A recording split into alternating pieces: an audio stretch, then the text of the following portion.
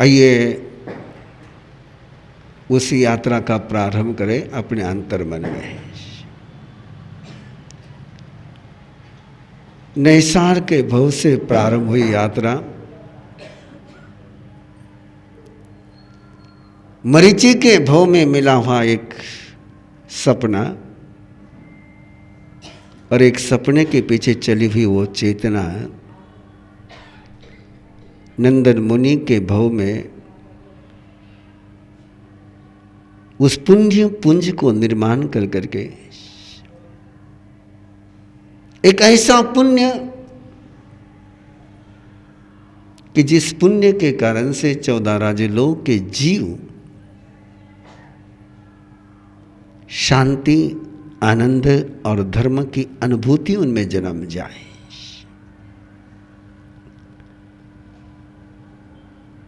उसी तीर्थंकर नाम कर्म का ये परिणाम होता है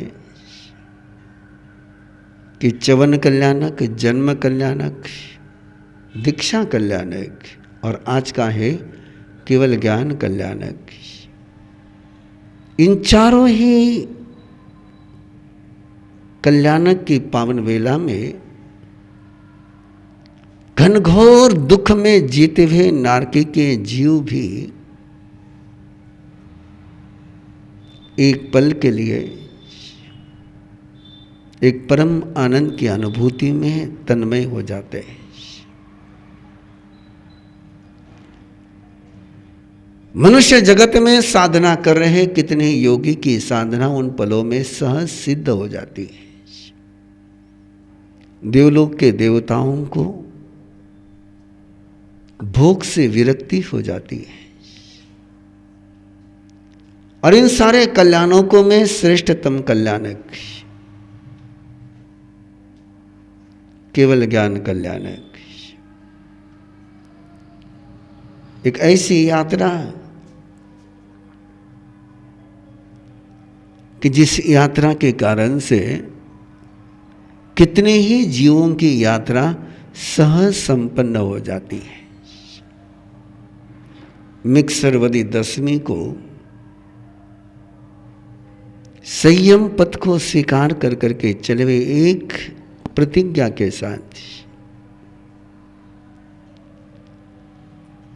कि चाहे जैसा प्रसंग आए, चाहे जैसी परिस्थिति आए, किसी भी परिस्थिति में मेरे मन में, मेरे वचन में, मेरी काया में पाप का स्पंदन नहीं होगा।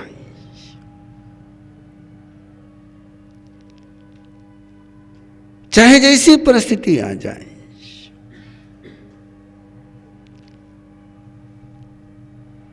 मेरे अंतर में केवल एक ही स्पंदन रहेगा, एक ही अनुभूति रहेगी कि हर जीव में जो सिद्ध बनने का सामर्थ्य है, उस सामर्थ्य में आने वाले सारी बाधाओं को मैं दूर करूं।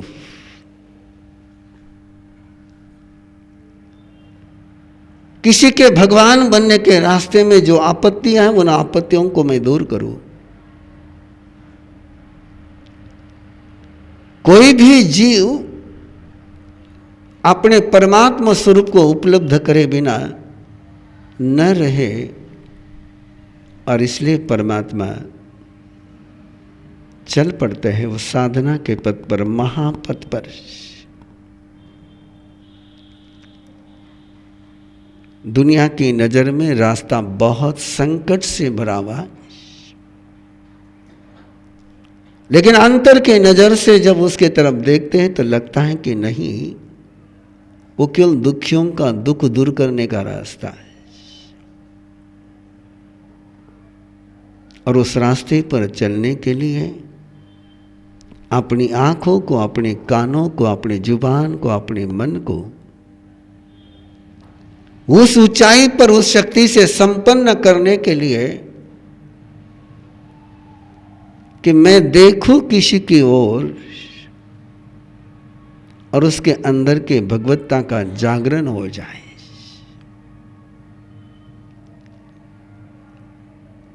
मैं किसी को संबोधित करूं और उसके अंदर की चैतन्य की यात्रा प्रारंभ हो जाए। आसान नहीं होता है। और इसलिए चंडकोशिक के पास जब जाकर खड़े रहे और नजर से देखा, उस भगवत नजर से देखा, उस कृपा की नजर से देखा, उस मेहर नजर से देखा, उस तीर्थंकर के दृष्टि से देखा, और चंडकोशिक का तन भूल गया चंडकोशिक,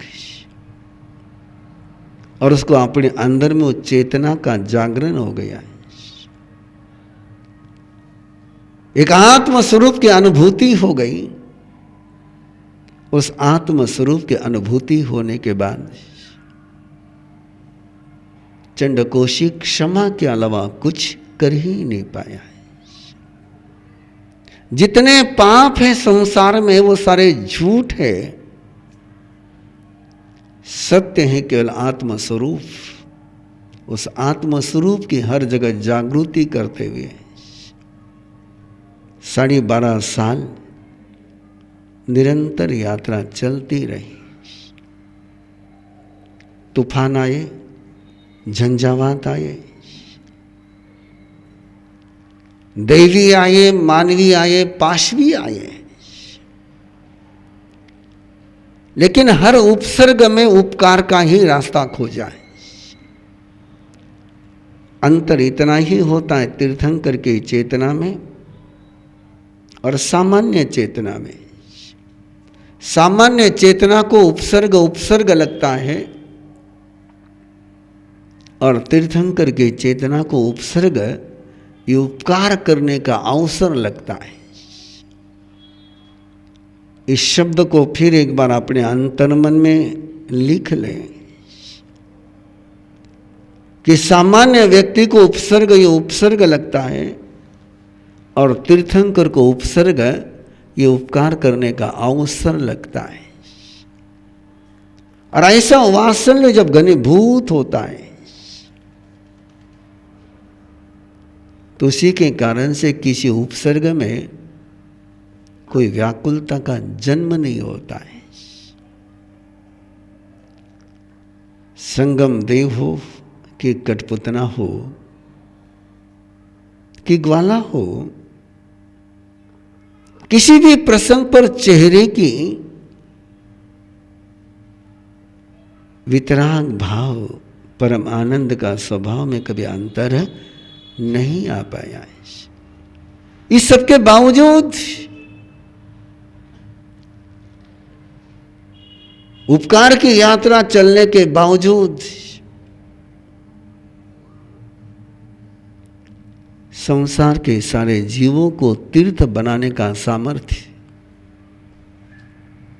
वो अर्जन करना है, उसका जागरण करना है। और 12.5 साल की पूरी यात्रा का पूरा आलोड़न विलोड़न करते हुए परमात्मा छम्मनी गांव के उस उपसर्ग के बाद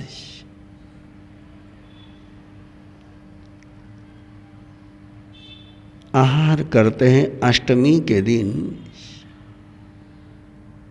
और आहार कर करके उस गांव से, छम्मनी गांव से सहज चल पड़ते हैं। अब मंजिल के पास पहुंचना है, स्वयं को ही मंजिल बनना है। रुजुवालिका नदी के किनारे किनारे परमात्मा चल रहे हैं। नदी बह रही है, वैशाख का महीना है और प्रभु उस नदी के किनारे चले जा रहे हैं। रेती तपी हुई है,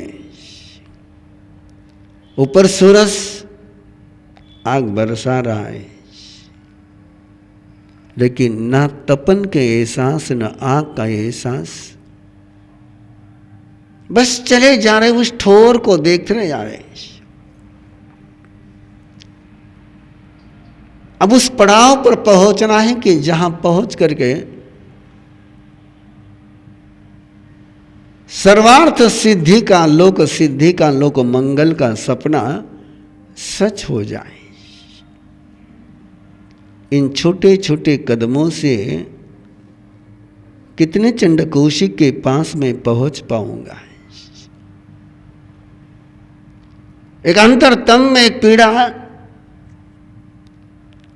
कि जहां मेरा तन नहीं पहुंच सके, वहां भी संकट को दूर करने का कोई रास्ता उद्घाटित हो जाए। चले जा रहे परम अवधि ज्ञान, उस क्षेत्र की खोज, उस स्थान की खोज कि जहां जाकर के आऊं शिखर पुरुष हो जाना है। रुजवालिका नदी के किनारे परमात्मा चल रहे हैं। किनारे के दोनों ओर हरियाली है, शालवन, ऊंचे ऊंचे पेड़, और शालवन को देख करके उस परम यात्री के कदम रुक गए। उस शाल वृक्ष के नीचे, उन इतनी शालवन के बीच में एक शाल वृक्ष को परमात्मा ने अपनी साधना के पीठ के रूप में, अपने सिद्धि के पीठ के रूप में, अपने योग पीठ के रूप में अवग्रह ग्रहण किया। सूर्य अस्ताचल की ओर जा रहा है। ये आपको अलग से पुनः दोहराने की जरूरत नहीं होनी चाहिए कि वर्धमान परमात्मा की दीक्षा भी सूर्य अस्ताचल की तरफ जाता है तब होती है। आगम का शब्द उसके लिए है कि छाया जब पूर्व दिशा में जाती है। अस्ताचल का शब्द मैंने प्रयोग किया, लेकिन आगम के शब्द है उसके लिए कि पूर्व दिग्गामिनी छाया है।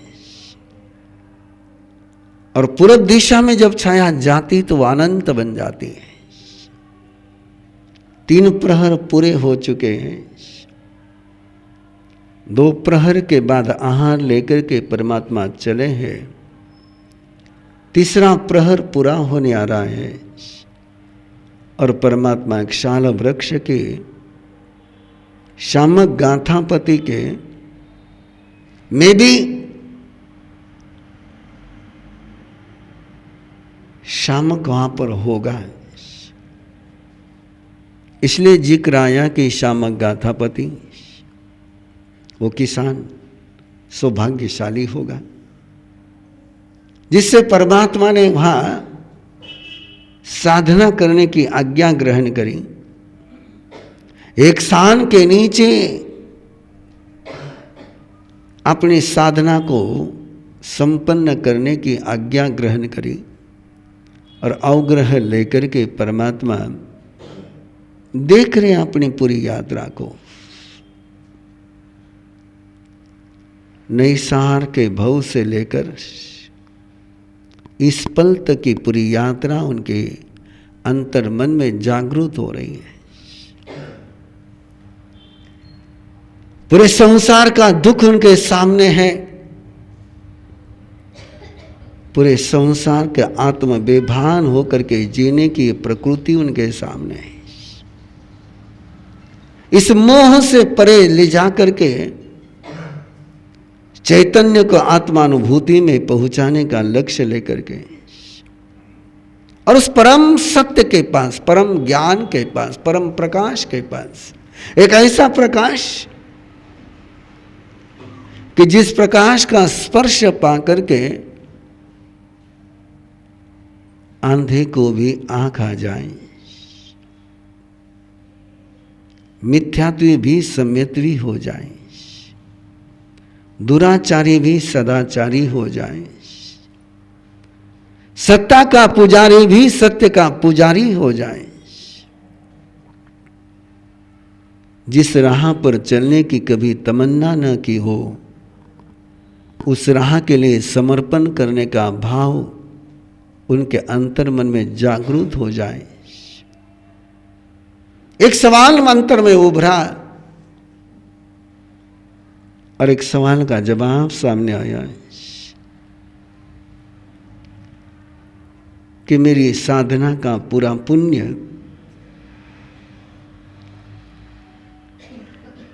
मैं लोक को समर्पित कर दूं और परम अवधि ज्ञान में परमात्मा ने अपने प्रबलतम दिव्य मन के बल पर, दिव्य भाव बल में पहुंच करके एक दिव्य कामधेनु का, एक विराट, एक विशाल कामधेनु की संरचना करी और परमात्मा उस कामधेनु का दोहन करने लगे। वो विराट कामधेनु के शिखर पर और उस कामधेनु के दोहन की वो प्रक्रिया, इसलिए आपको कहा गया था कि 24 तीर्थंकरों में केवल परमात्मा ही है, बाकी सभी परमात्माओं को कायसर्ग की मुद्रा में, खड़े की मुद्रा में केवल ज्ञान होता है। उत्थित कायसर्ग की मुद्रा में केवल ज्ञान होता है। एक परमात्मा महावीर है जिनको केवल ज्ञान गोदुही का आसन में होता है और उस आसन की उस प्रक्रिया में हम सभी को एक भाव के साथ पहुंचना है। केवल ज्ञान, जहां केवल ज्ञान ही होता है, जहां केवल उजाला ही होता है, केवल यानी वनली ज्ञान, केवल श्रद्धा, जिसके आगे पीछे और कुछ नहीं है। बाकी दुनिया में कोई भी उजाला आप देखोगे तो उस उजाले के छोर पर आपको अंधेरा जरूर मिलेगा। एक सीमा आती उजाले की कि जहां उजाला समाप्त हो जाता है और अंधेरा शुरू हो जाता है। लेकिन एक ऐसा ज्ञान कि जिसमें केवल प्रकाश ही प्रकाश है और उस प्रकाश के साथ एक वरदान है, तीर्थंकर नाम कर्म का है। तीर्थंकर के केवल ज्ञान में और सामान्य केवली के केवल ज्ञान में यह अंतर है। सामान्य केवली के केवल ज्ञान में केवल प्रकाश है और तीर्थंकर के केवल ज्ञान में प्रकाश के साथ दूसरे को प्रकाश में बनाने का सामर्थ्य है।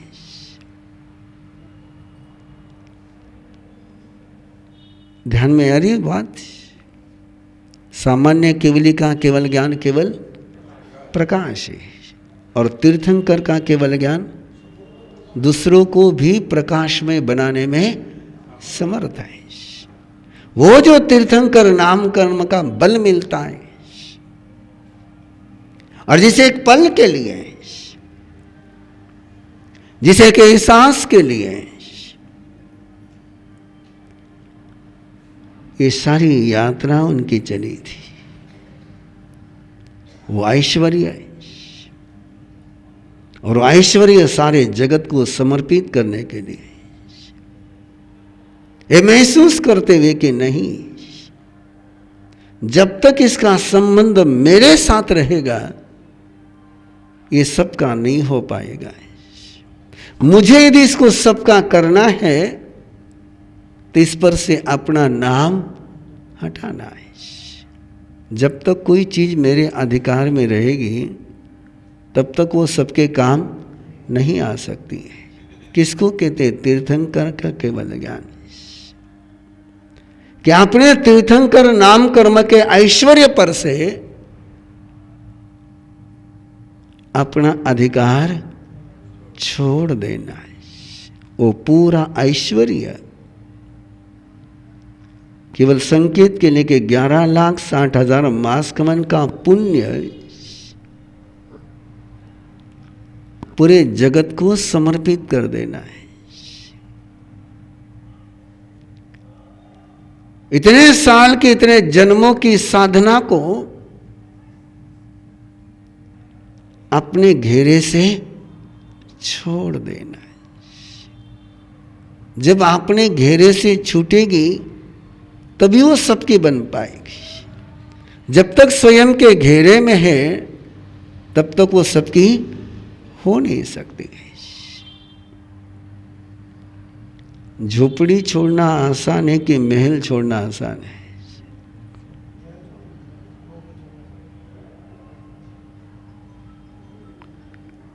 दुख छोड़ना आसान है कि सुख छोड़ना आसान है? ना, मैं मेरी रो में चला जाऊंगा, शायद आप लोग साथ में नहीं चल पाएंगे, इसलिए थोड़ा सा आपको अटैच करने के लिए पूछ रहा हूं। आप अपना दुख छोड़ना चाहोगे कि सुख छोड़ना चाहोगे? हाँ?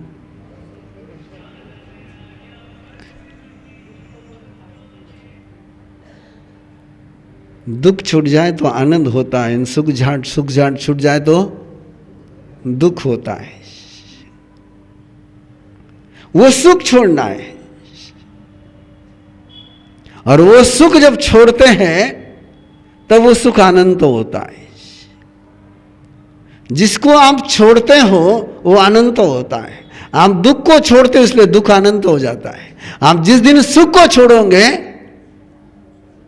उस दिन सुख अनंत हो जाएगा। अंडरस्टैंड?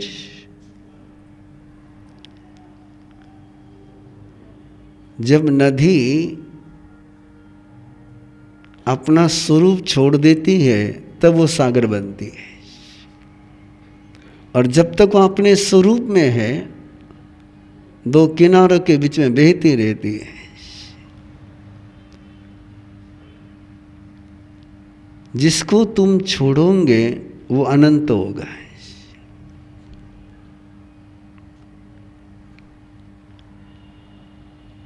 हम दुख को छोड़ते हैं ना, इसलिए दुख क्या होता है? अनंत होता है। और सुख छोड़ोगे तो ये सुख को छोड़ने की बात है। और अपनी आदत लगी सुख को पकड़ने की, और जिसको भी आप पकड़ते हो उजाले की भाषा, उजाले की परिभाषा किसी ग्रंथ में नहीं मिलेगी। उजाले की परिभाषा बहुत छोटी सी है। उजाले को मुट्ठी में बंद कर लो वो अंधियारा हो जाता है, और अंधियारे को खोल दो उजाला। जिसको भी हमने पकड़ा वो अंधियारा हो गया, और जिसको भी हमने छोड़ा उजाला हो गया। छूट पाएगी अपनी पकड़ने की आदत? हाँ? ये आज का पल है केवल ज्ञान कल्याणक का, अपनी पकड़ छोड़ने का पल है।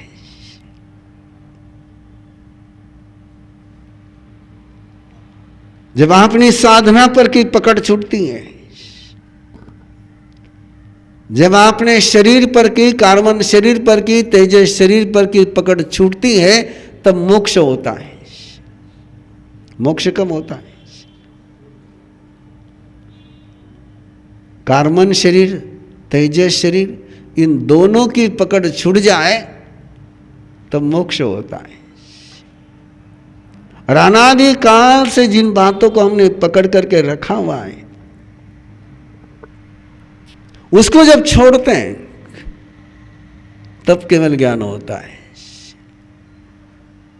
अपने को पकड़ने में सुख लगता है, छोड़ने में दुख लगता है। और इसलिए ये केवल ज्ञान का पल यदि आप महसूस करना चाहते हो तो उसका पहला सूत्र आपके पास है। केवल ज्ञान का मीनिंग है अब मेरी पकड़ नहीं है। और पकड़ नहीं है तो जकड़न नहीं है, पकड़ नहीं तो पूरा खुला है। लेकिन ये पकड़ छोड़ना बहुत बहुत मुश्किल है। क्यों पकड़ते हैं पता नहीं, लेकिन पकड़ता मैं भी हूं, पकड़ते हैं आप भी। हम सारे मास्टर पकड़ने में है ना। किसी की बात पकड़ने में मास्टर है, छोड़ने में मास्टर। और यदि बात छोड़ना सीखो तो झगड़ा, और बात पकड़ के रखो तो शांति मिलती। आपको पूछूं, बात को पकड़ने में शांति की बात को छोड़ने में शांति है? तो शांति जब भी चाहो तब इतना उपाय कर लेना। क्या करना है ना। इसलिए धर्म के 4 द्वारों में पहला द्वार पकड़ छोड़ने का है, दान। दान मतलब क्या है? अब इस पर मेरा अधिकार है। स्वस्य अति उत्सर्गो दानम, स्वतः का उत्सर्ग कर देना, इसको दान कहते हैं। पकड़ छोड़ देना है। इंद्रभूति गौतम अपनी पकड़ छोड़ते हैं तो गंधर्व बन जाते हैं। गोशालक अपनी पकड़ छोड़ता नहीं है तो परमात्मा के साथ रहकर के भी गंधर्व बन नहीं पाता है।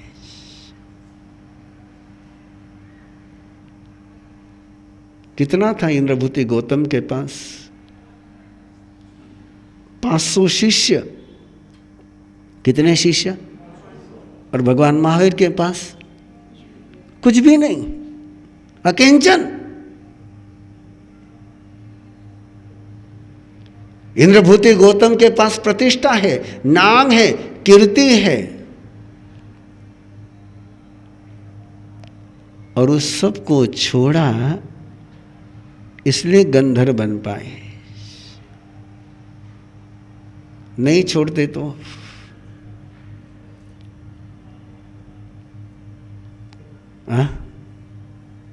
थे टेंशन में आ गया। टेंशन में आ गया। आपकी भाषा में बोलूं, जब माँ बाप के घर का अधिकार कोई नारी छोड़ती है तभी किसी घर की बहुरानी बन पाती है। जब तक वहाँ का अधिकार छूटता नहीं। और मैं तो हमेशा कहता हूँ इन लोगों को, तुम कितनी अच्छी बेटी बन जाओ, कितनी अच्छी बेटी बन जाओ, माँ तुमको उत्तराधिकारी बनाने वाली नहीं है ना। उत्तराधिकारी तो तुमको सास का ही बनना है। तुम्हें राज कौन सौंपेगी?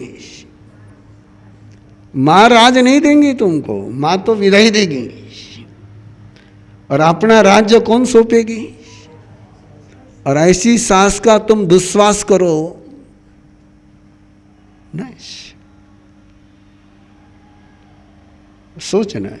और मैं माताओं को भी कहते रहता हूं, तुम बेटी को चाहे जितना दे दो, लेकिन तुम्हारा नाम तो बहुरानी ही चलाएगी, बेटी तुम्हारा नाम चलाने वाली नहीं है। पता नहीं क्यों लोग इस खुले सच को क्यों नहीं स्वीकार करते हैं। है कोई आपके जानकारी में कि जहां बेटी ने मां का नाम चलाया? नाम कौन चलाएगा? बहुरानी चलाएगी। तुम्हारी उत्तराधिकारी बहुरानी ही बननी है। थे चाहो मत चाहो, अधिकार तो उसके पास ही जाना है। तो छोड़ना होता है, ये छोड़ने का पल है। और इस छोड़ने के पल के लिए परमात्मा ने एक जगह चुनी है, रुजुवाली का नदी का किनारा।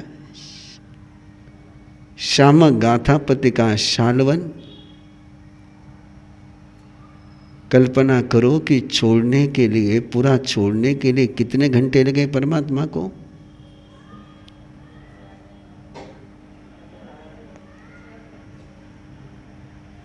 अड़तालीस घंटे। कितने घंटे लग रहे हैं छोड़ने के लिए? अब परमात्मा को 48 घंटे लग रहे होंगे तो अपने को नहीं, अपने को कुछ लगने का कारण ही नहीं है ना।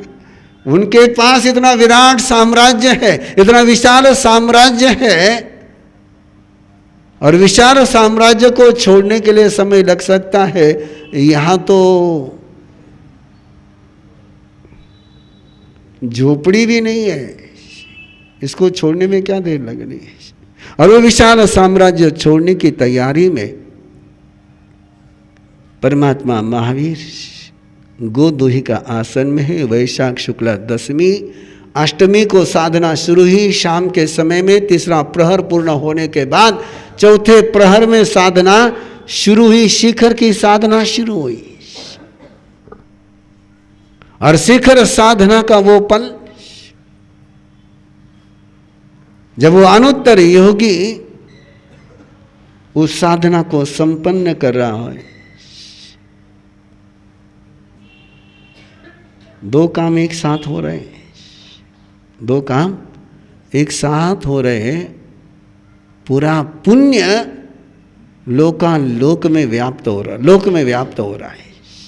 तीर्थंकर नाम कर्म का पुण्य पूरे विश्व में व्याप्त होते जा रहा है।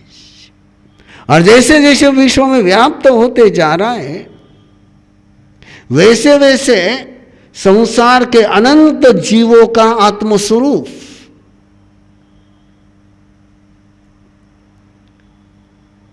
परमावधि ज्ञान हो जाए कि मन पर्या ज्ञान हो जाए, आत्मज्ञान नहीं होता है।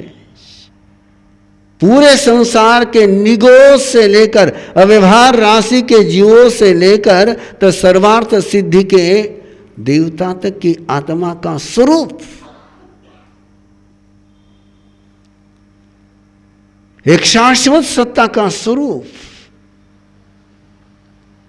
जिस समय दूसरों में तुम्हें भगवान नजर आएंगे, उस समय तुम्हारे अंदर स्वयं का भगवान जाग जाएगा। मैं इस शब्दों को फिर दोहरा रहा हूं। अपने अंतर का परमात्मा अपने को कब मिलेगा? दूसरे में परमात्मा देख पाएंगे तभी अपने अंतर का परमात्मा नजर आएगा। जब तक दूसरे के अंदर का परमात्मा नजर नहीं आता है, तब तक स्वयं के अंदर का परमात्मा नजर नहीं आता है। तो यात्रा जो चल रही है कि हर जीव के अंदर जो अनंत शक्ति है, अनंत ज्ञान है, अनंत श्रद्धा है, उसको देखना है। जो एक इंद्रिय में जीव है, वो जीव के अंदर में रहा अनंत ज्ञान।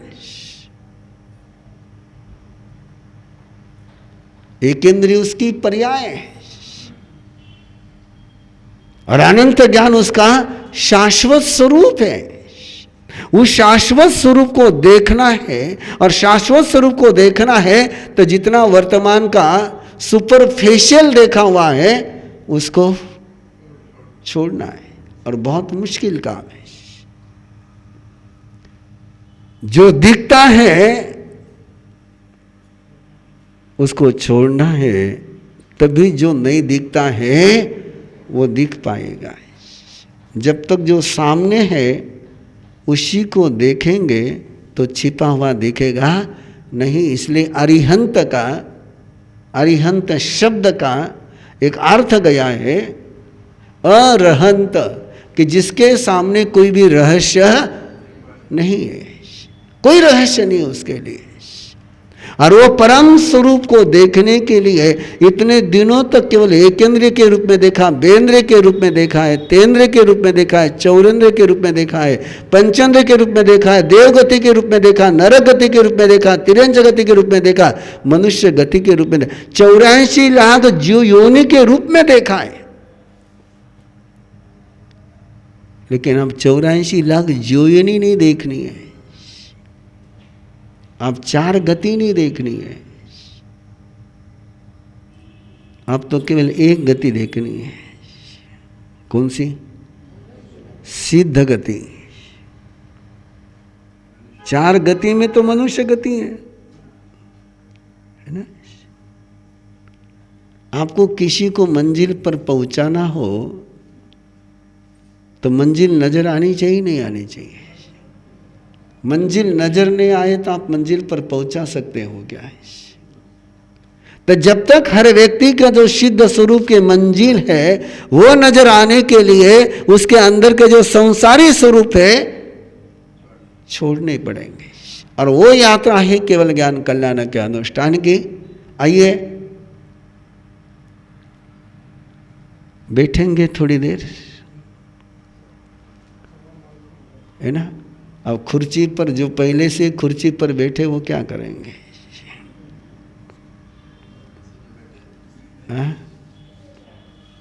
गोदूहे का आसन में बैठने का एक थोड़ा सा 5 मिनट के लिए अपन प्रयोग करें, है ना। और गोदूहे का आसन का मीनिंग है पंजों के बल पर बैठना है, पंजों के बल पर, पांव के बल पर नहीं, है ना। पंजों के बल पर बैठना है और अपनी यहां पर भी टच नहीं होना है ना। मांडी पिंडलियाने नहीं लागेला, मांडी पिंडलियों को नहीं लगेगी, वहां भी डिस्टेंस रहेगा। ध्यान में आया?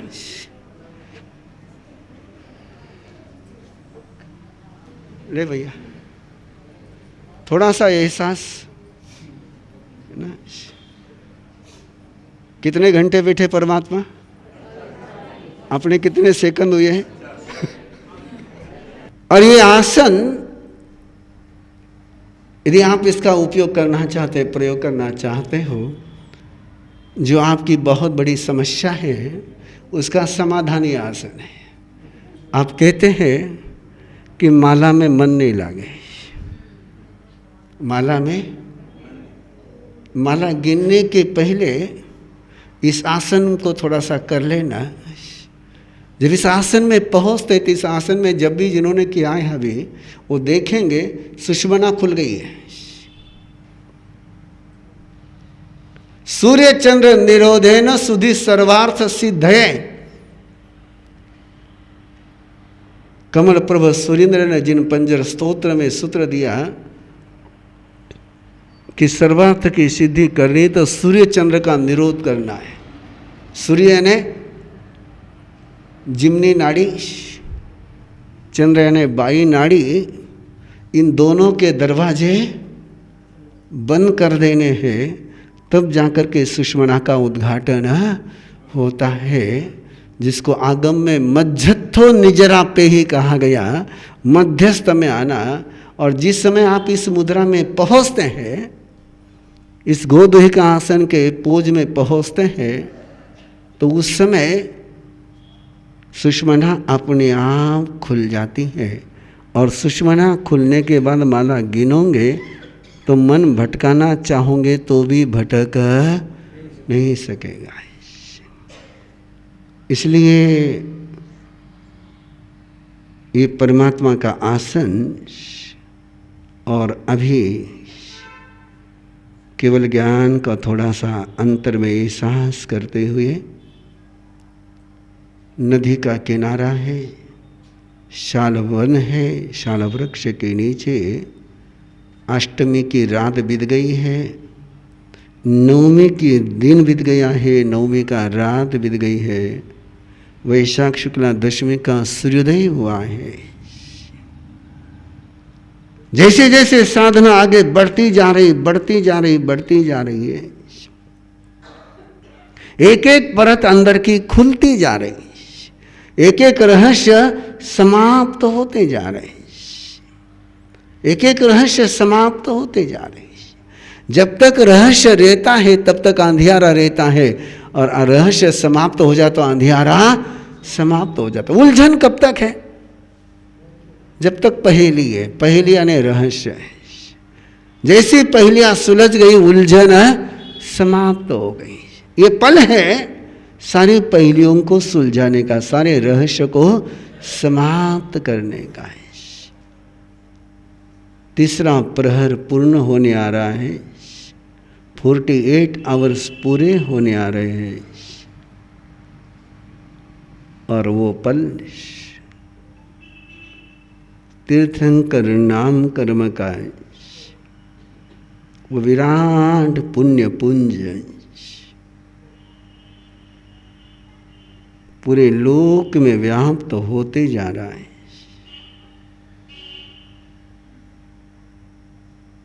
जिसके लिए किया था उसको ही समर्पण है।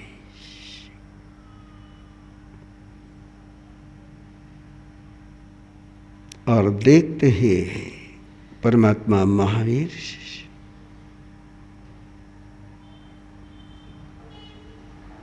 मैं तीर्थंकर नहीं हूं, मैं तीर्थंकर नहीं हूं। तीर्थंकर नाम एक कर्म है, मैं नहीं हूं।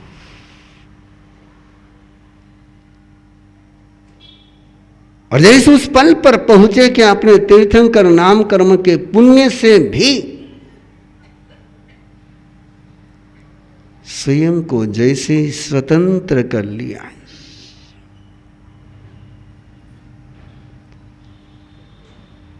जैसे स्वयं के शुद्ध स्वरूप, शाश्वत स्वरूप, प्रकाशमय स्वरूप में तन्मय तद्रूप तल्लीन हो गए। शुक्ल ध्यानाग्नि निर्दग्ध कर्म बीजाय प्राप्तानंत तुष्टाय सौम्याय शांताय मंगलवरदाय अष्टादश दोष रहिताय संस्कृत विश्व समिहिताय ओम ह्रीं श्रीं क्लीं ब्लूम ऐं अरहं नमः। ये जब शुक्ल ध्यान चलता है और शुक्ल ध्यान में सारे कर्मों के बीज समाप्त हो जाते हैं और घाती कर्म के बीज समाप्त हो गए, तो अघाती कर्म का कोई असर नहीं है। और उस अवस्था में पहुंचना है, यह है केवल ज्ञान का पल। और जैसे परमात्मा को केवल ज्ञान हुआ, देवता धरती पर उतर आए। इससे बढ़कर के उत्सव और कुछ नहीं होता है। तीर्थंकर के पंच कल्याणक में फेस्टिवल का कल्याणक केवल एक ही है, शिखर कल्याणक ही है। निर्वाण कल्याणक में कल्याणक होता है लेकिन फेस्टिवल सेलिब्रेशन नहीं होता है। खुशी कब मनाते हैं देवता? खुशी केवल 4 समय मनाते हैं, च्यवन कल्याणक, जन्म कल्याणक, दीक्षा कल्याणक, केवल ज्ञान कल्याणक। निर्वाण कल्याणक के समय में देवता खुशी नहीं मनाते। आजकल के जैनी मनाते हैं, आप मनाते नहीं? मनाते। कार्तिक वदी अमावस्या को आप निर्वाण कल्याणक मनाते हो, दिवाली मनाते हो?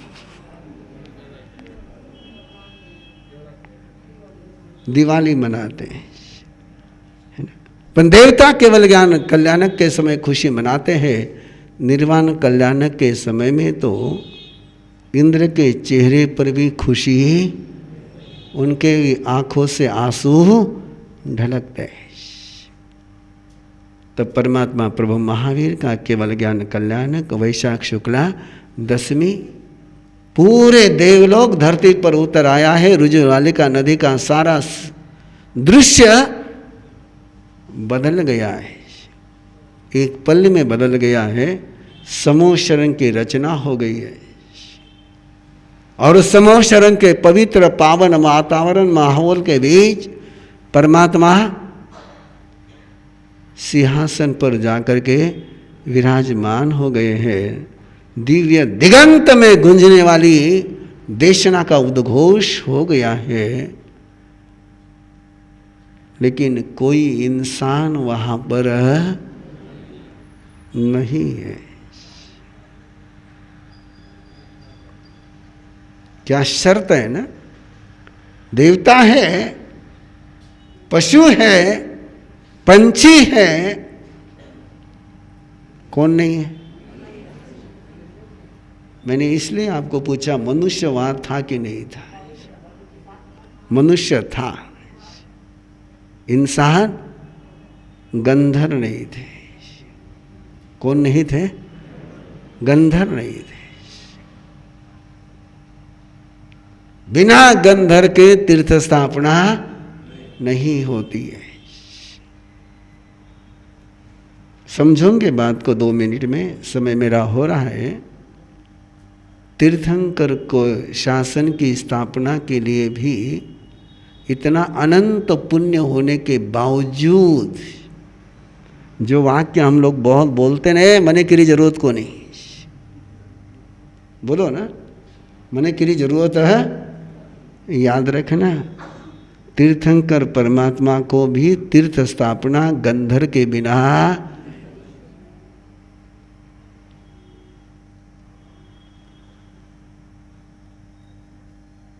इसलिए दिगंबर परंपरा में तो ये माना जाता है कि 84 डेज, कितने? 84 डेज तीर्थ स्थापना नहीं हुई, क्योंकि इंद्रभूति गौतम नहीं आए। ये उनकी धारणा है।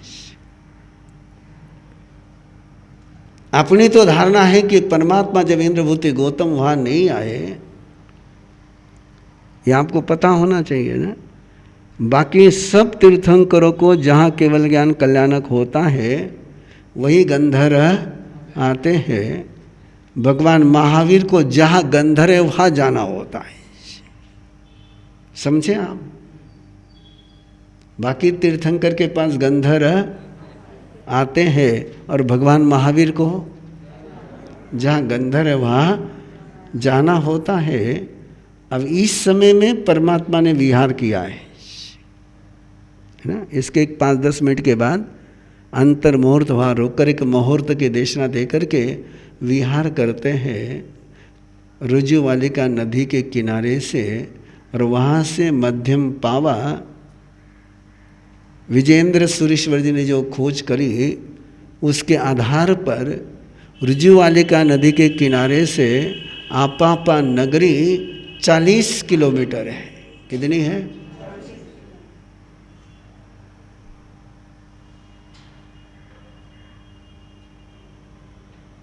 और महासेन के उद्यान में फिर दूसरा समूह शरण आपापा नगरी में लगता है, तीर्थ स्थापना होती है।